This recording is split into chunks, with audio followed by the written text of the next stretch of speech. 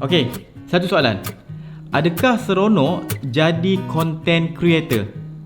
Jawapan dia, yes, seronok. Tetapi okey, content creator. Bila kita dah berjaya jadi content creator, biasa kita akan dapat beberapa kelebihan yang orang lain mungkin tak dapat. First, kelebihan dia adalah kita dapat jana income dengan enjoy. Di mana kita buat apa yang kita suka dan tanpa orang lain kacau kita. Yang kedua adalah orang ramai nak bagi kita barang.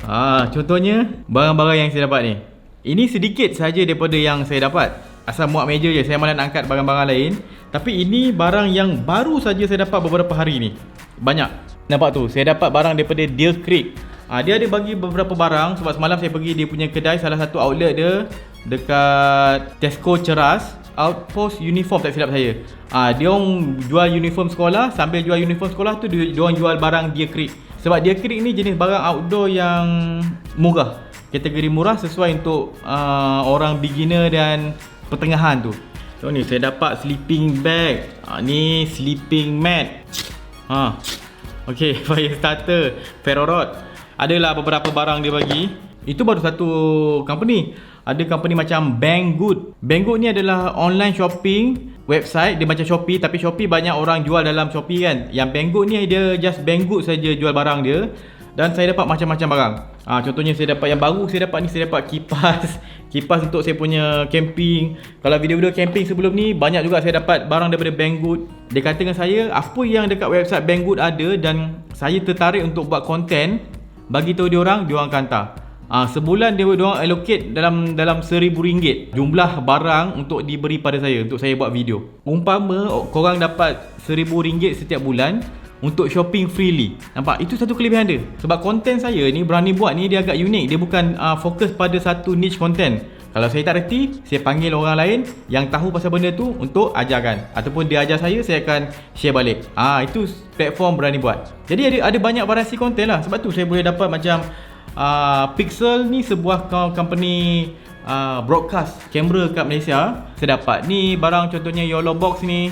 Contoh kan, YOLO Box ni kita boleh buat live multi camera tanpa memerlukan komputer. Dan terus live terus kat menggunakan barang ni. Nampak, ni satu contoh. Lepas tu nampak ni, ada lagi beberapa barang yang dia orang bagi. Mikrofon sebelum ni saya guna pun dapat juga dia. Barang-barang kamera, barang-barang broadcast banyak saya dapat daripada Pixel. Nampak? Apa lagi? Contohnya barang-barang solar. Sebab saya platform Berani Buat ni mula terkenal sebab saya banyak buat projek solar tau. Ini saya baru dapat semalam ke 2 hari lepas. Barang-barang solar ni, nampak ni. Company yang sponsor barang solar saya pula, nama dia M&A Gadget. Dekat Shopee ada, Lazada pun ada. Ni controller campur inverter saya dapat. Ni solar charge controller saja yang besar sikit. Pas untuk charge bateri solar guna kita punya elektrik rumah. Lepas tu saya ada hybrid inverter lagi. Yang gerabak ni. Nampak ni. Hybrid solar inverter. Ini hybrid solar inverter. Ni dah berapa, harga berapa? Ni 1000 lebih ke? Saya pun lupa lah. Di mana kita boleh pakai solar panel, direct cocok bateri dan connect terus ke kita punya elektrik rumah. Kita boleh guna elektrik rumah dan kita boleh guna solar. Dia akan switch antara elektrik rumah dengan solar untuk jimatkan tenaga elektrik rumah kita. Memang semuanya boleh katakan saya benda barang banyak best-best. Dan kalau guna duit saya tak mampu nak beli semua ni. Hanya sponsor saja yang membolehkan saya buat konten, belajar pasal alatan-alatan macam ni. Nampak ni, lampu suluh premium daripada Olight. Ini semua satu lampu ni, ini dah harga RM600, 300, 300, 300 setengah. Ada lampu kecil tu RM70. Dan saya boleh dapat barang yang tak keluar kat pasaran lagi. Mesti ramai akan rasa macam, bestnya hidup life macam tu kan. Dah lah duduk rumah, dapat barang apa yang nak. Dia boleh shopping suka hati. Apa nak, kemungkinan besar orang akan bagi, kalau dah berjaya lah. Tapi ada tetapi dia.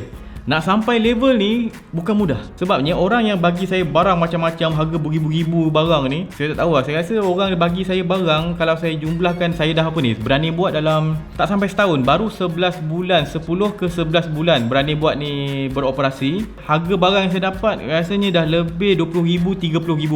Memang best. Tapi itulah, kalau saya boleh dapat buat benda dalam 11 bulan, tak bermaksud orang lain pun dalam 11 bulan boleh buat benda yang sama. Sebab Berani Buat ni kira laju laju juga kalau nak compare dengan orang lain yang cuba nak jadi content creator. Sebabnya saya dah ada pengalaman buat content dekat 8 tahun. 8 tahun lepas saya dah berusaha buat content, banyak tak jadi. First platform content yang menjadi bagi saya adalah 4 tahun lepas, di mana saya bangunkan rancangan memasak saya, Seminit Resepi. Kat Seminit Resepi tu saya ajak family saya lah, adik-beradik saya, wife saya punya kakak. Saya ajar dia orang uruskan ni, ajar buat website, ajar buat ni, manage content, ajar editing. So semua ni saya ajar. Lepas tu dia orang dah boleh survive sendiri sekarang. Saya tak perlu usik tangan saya pun dekat platform rancangan memasak Seminit Resepi tu. Bukan setakat rancangan masak simple macam tu, saya siap bangunkan mobile apps. Mobile apps kat handphone tu. Sekejap, mana handphone saya?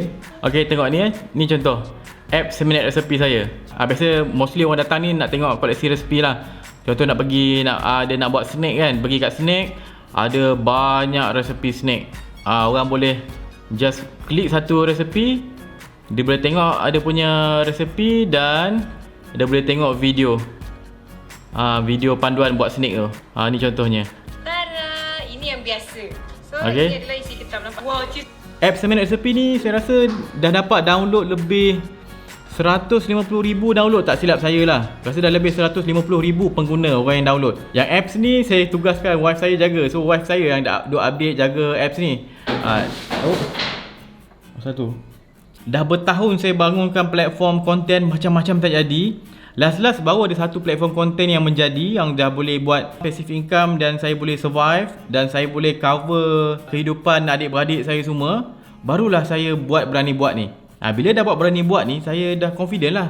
Sebab tu lah ada orang labur kat saya. Saya punya confident datang daripada skill saya, pengalaman saya dan juga platform Seminit Resepi yang dah ada tu. Sebab saya dah buat rancangan memasak. Rancangan masak tu dah ada audience, dah ada jutaan audience. Bila saya berani buat, saya boleh curi audience daripada Seminit Resepi rancangan masak tu. Sebab tu saya punya berani buat ni agak laju naik dia berbanding orang lain.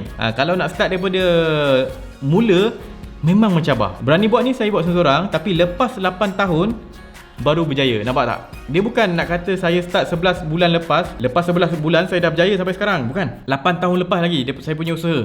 Tadi dah tengok yang enjoy.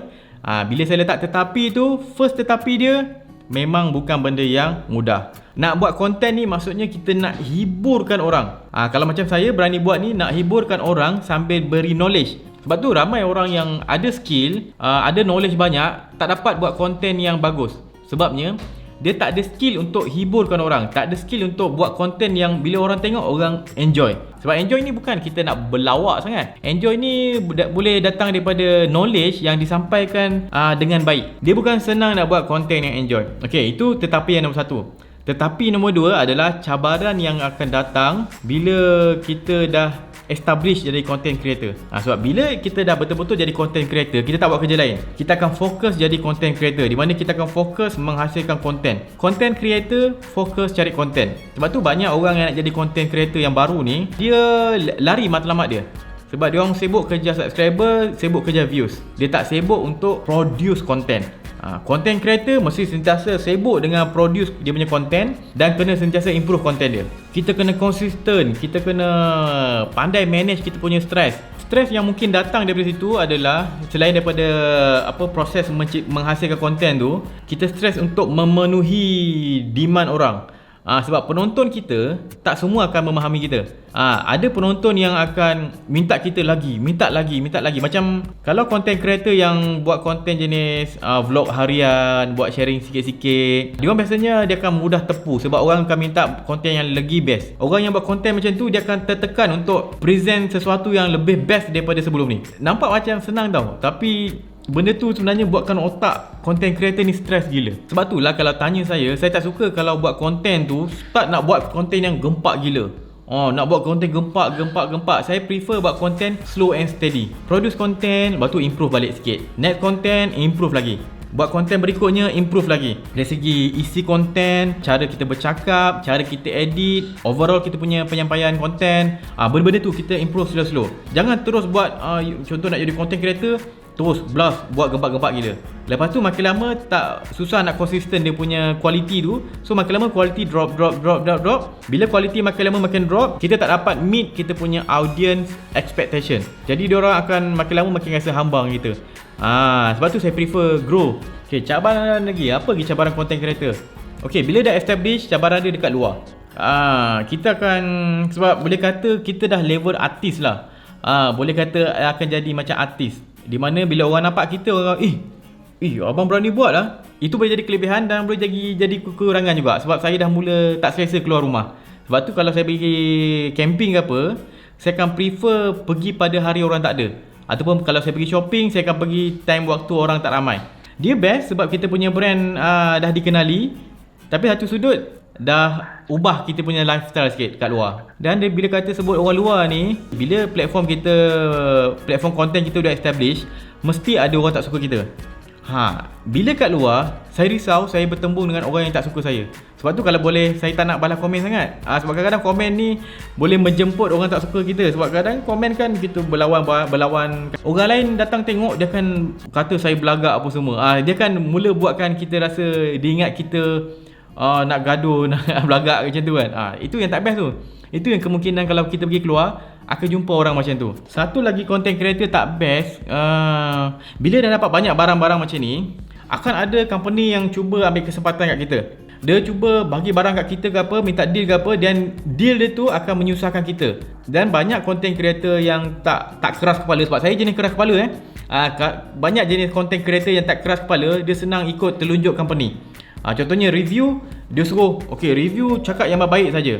Tak boleh macam ni. Kena ada agreement. Agreement tu kena cakap baik-baik saja.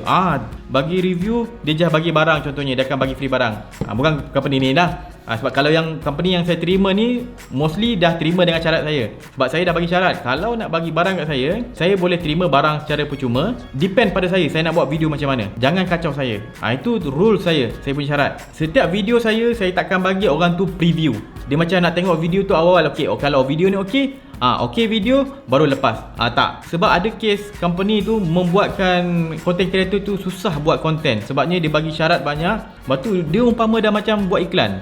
Sebab dia kalau macam-macam kita kena buat, kena ikut syarat ni, ikut syarat tu, kena submit dulu video kat dia. Kalau dah lepas kat dia, barulah kita boleh publish. Itu dah kira iklan. Kalau iklan macam tu, korang kena charge mahal. Jangan bagi murah. Sebabnya diorang company tu sebenarnya nak mencuri kita punya audience. Itu je. Tapi kalau korang tak ada audience lagi, itu lain cerita lah. So itu sajalah sharing saya pada hari ini. Saya harap saya punya pendedahan ni akan membantu orang memahami apa itu content creator. Sama ada orang luar ataupun orang yang nak hantar barang pada content creator, ataupun pada content creator tu sendiri, orang yang nak jadi content creator. Apa yang best, apa yang tak best. Okey, itu saja. Jumpa lagi. Saya Wan Syafiq. Jangan lupa follow Berani Buat, subscribe YouTube Berani Buat. Assalamualaikum.